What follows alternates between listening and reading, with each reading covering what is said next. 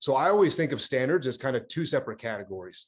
So there's a standard for behavior, right? There's a standard that just being a human being, there's a certain standard for what you should and shouldn't do.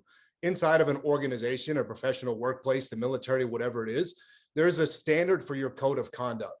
The second part to that standard is performance standards, right? And I think that's what Zach's talking about. One of those things should never change, and it's not the performance standards.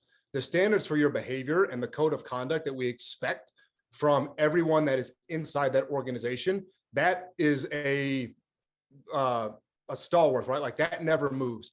The standard of performance should always be creeping towards the right, and we should always be empowering our team to do more and letting it be known to them that we expect them to do more. Like when Jason and Steve were running TRADET, a standard for a platoon on their first day of land warfare would probably be, don't get lost in the desert at nighttime when you're patrolling. By the end of land warfare, that standard has shifted so far to the right that like no one's even thinking about patrolling anymore. They're thinking about way more complex things.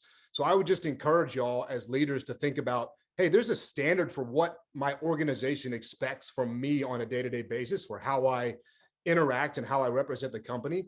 And there's standards of performance that should always be shifting. And when they're shifting, that has to be communicated to the team. And how that shifts is just what Jason and Jamie have been talking about, which is here's new responsibility for you because you've proven yourself ready for the next level of responsibility.